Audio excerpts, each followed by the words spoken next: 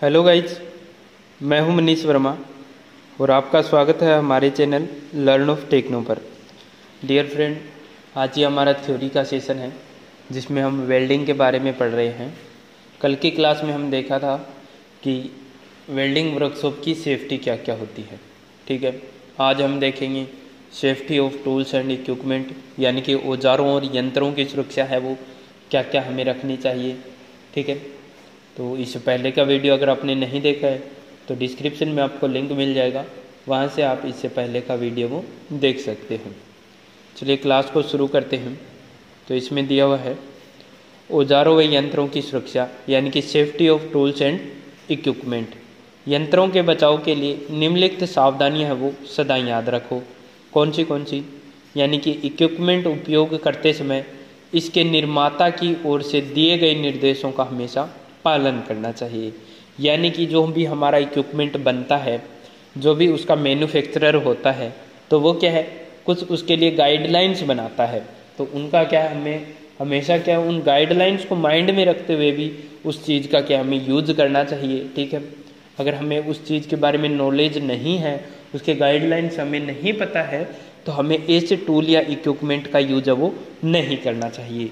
क्यों नहीं करना चाहिए? क्योंकि हो सकता है हम इक्विपमेंट को नुकसान पहुंचा रहे हों, या फिर हो सकता है इक्विपमेंट के द्वारा हमें खुद ही को नुकसान पहुंच जाए। तो ऐसी चीज़ों से हमें क्या दूर रहना चाहिए जिसके बारे में हमें पूर्ण रूप से क्या है, उसके गाइडलाइंस ना पता हो, उसके बारे में हमें नॉलेज ना हो।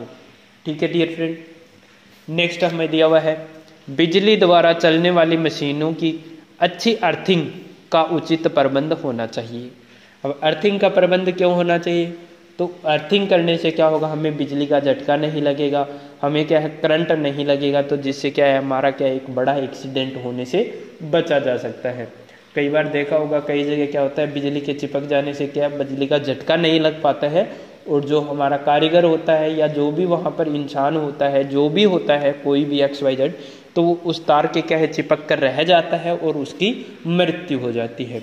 ठीक है डियर फ्रेंड, तो इन चीज़ों से बचने के लिए हमें क्या करना चाहिए, एक अच्छी अर्थिंग करनी चाहिए। तो जिससे क्या है, अगर करंट भी आता है मशीन में, बिजली का झटका भी लगता है, तो क्या है एक बड़ा एक्सीडेंट होने से हम उसको बचा सकते हैं। नेक्स्ट हमें दिया हुआ है आवश्यकता से बड़ी फ्यूजों का सप्लाई लाइन में कभी भी उपयोग न करना चाहिए। यानी कि आवश्यकता के अनुसार ही हमें क्या है, फ्यूज होते हैं जो हम प्लग में लगाते हैं, फ्यूज जो तार होता है, वायर जो लगाते हैं फ्यूज वायर, उसको क्या है कि आवश्यकता से बड़े नहीं लगाना चाहिए। क्योंकि जैसे सप्लाई लाइन आगे चल रही है, उस पर लोड ओवरलोड हो जा रहा है और फ्यूज है वो हमारा क्या है स्पार्क नहीं हो रहा है, वहाँ से उड़ नहीं रहा है, फ्यूज है वो डिस्कनेक्ट नहीं कर रहा है, तो क्या हो सकता है कि आगे हमारी जो लाइन है उसमें आग लग जाए बिजली की वजह से, ओवरलोड की वजह से, या फिर हो सकता है कुछ और नुकसान हो जाए। ठीक है, कोई बड़ा एक्सीडेंट हो सकता है। तो आवश्यकता अनुसार क्या हमें फ्यूज का यूज करना चाहिए, ताकि कोई भी एक्स्ट्रा लोड पड़े तो उसके बाद में क्या होगा, फ्यूज है वो वहाँ से उड़ जाए और जो एक्सीडेंट जो होने वाला था उस एक्सीडेंट से हम आसानी से बच सके। ठीक है, नेक्स्ट इसमें क्या दिया हुआ है आगे देख लेते हैं। आगे इसमें दिया हुआ है मशीनों को ओवरलोड न करें। क्या बोला है, मशीनों को ओवरलोड न करें तथा इन्हें ज़्यादा गर्म न होने दे। यानी कि मशीनों पर क्या है, उसके जितनी कैपेसिटी हो उससे ज़्यादा उसके ऊपर प्रेशर नहीं लगाना चाहिए, ज़्यादा उसके ऊपर लोड नहीं लगाना चाहिए।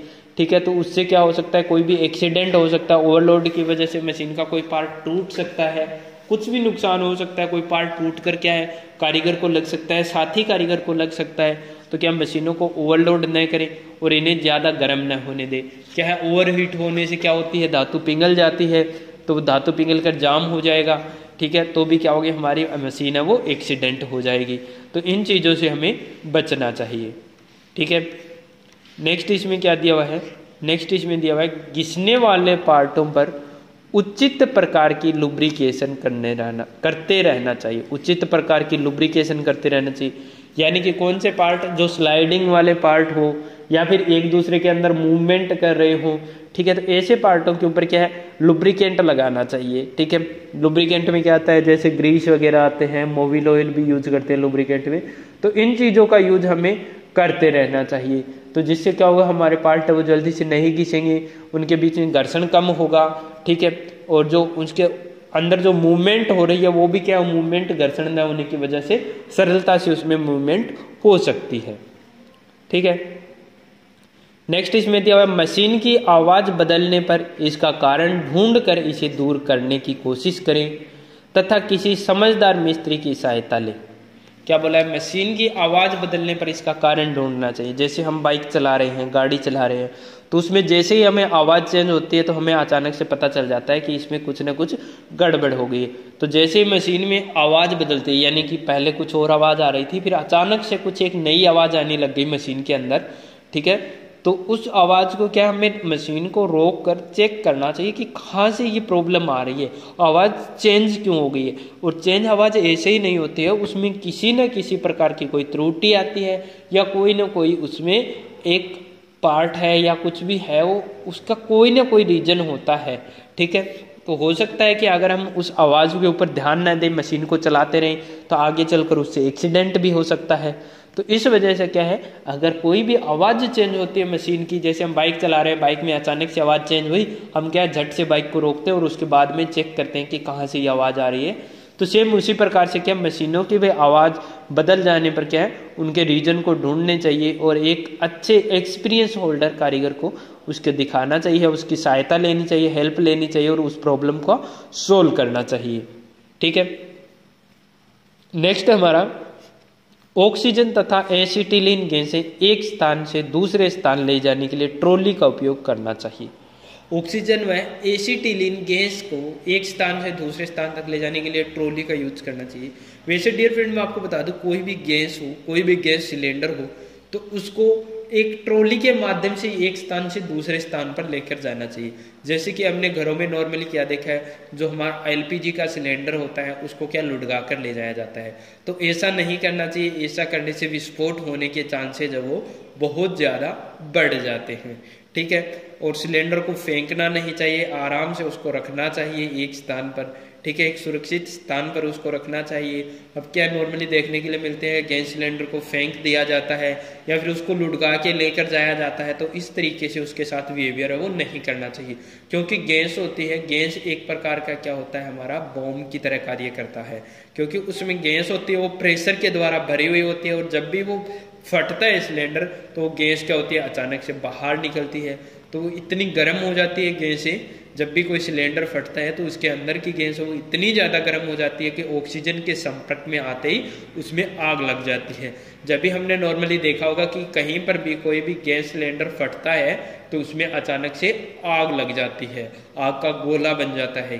तो इसी वजह से बनता है कि गैस है वो इतनी ज़्यादा ओवर हीट हो जाती है सिलेंडर के अंदर, चाहे वो लुढ़काने से हो, चाहे वो उसको इधर उधर फेंकने से हो, तो वो ओवर हीट हो जाती है गैस और उसके बाद में उसमें आग लग जाती है।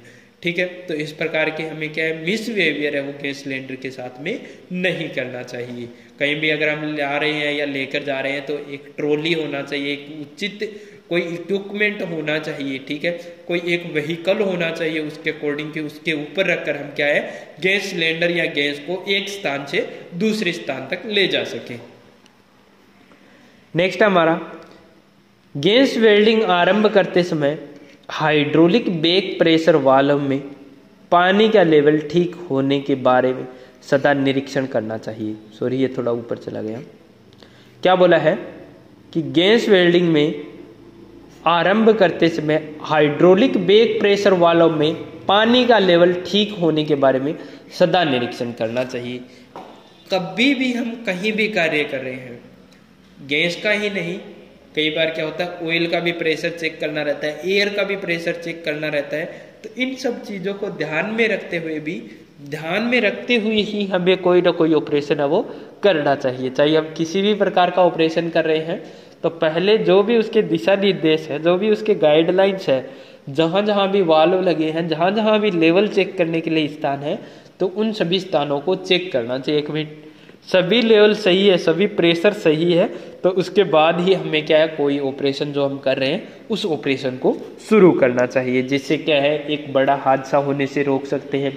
चाहे मशीन एक्सीडेंट का रोक सकते हैं, खुद का रोक सकते हैं, साथ ही कारीगर का एक्सीडेंट होने से क्या है हम इस प्रकार से रोक सकते हैं। नेक्स्ट है हमारा गैस वेल्डिंग में किसी भी धातु की वस्तु को ग्रीस या तेल के संपर्क में न आने देना चाहिए। गैस वेल्डिंग में क्या है, किसी भी धातु की वस्तु को ग्रीस या तेल के संपर्क में न आने देना चाहिए। ये जरूरी नहीं है गैस वेल्डिंग का ही हो, आर्क वेल्डिंग में भी क्या होना चाहिए कि तेल या ग्रीस वगैरह से दूर रखना चाहिए हमारी धातु को। क्यों?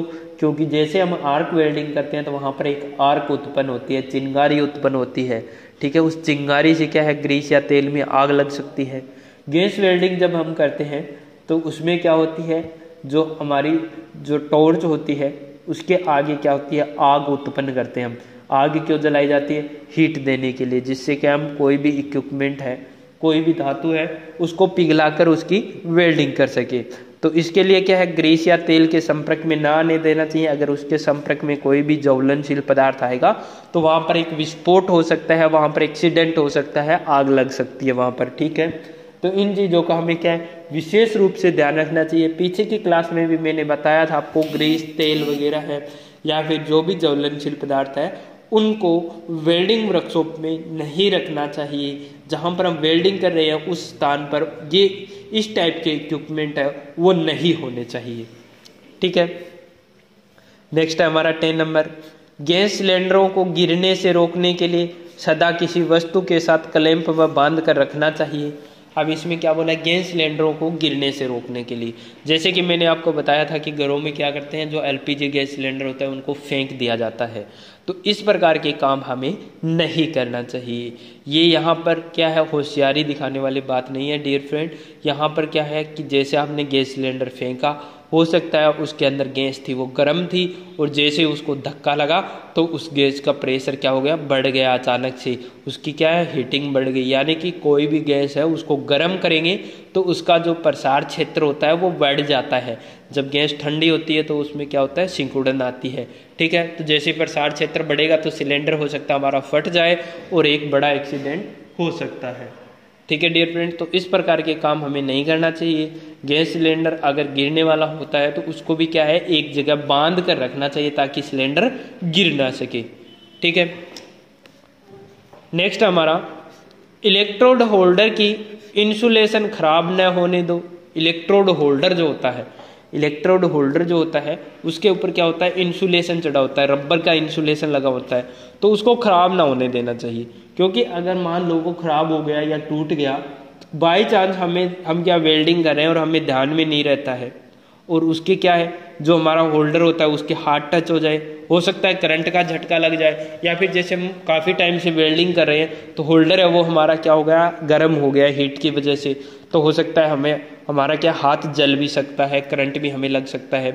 तो इन चीज़ों से बचने के लिए क्या है, इंसुलेटर है वो उसके ऊपर लगा होना चाहिए। अगर होल्डर के ऊपर इंसुलेटर नहीं लगा है या फिर खराब इंसुलेटर लगा है तो उसको चेंज करना चाहिए, ठीक है।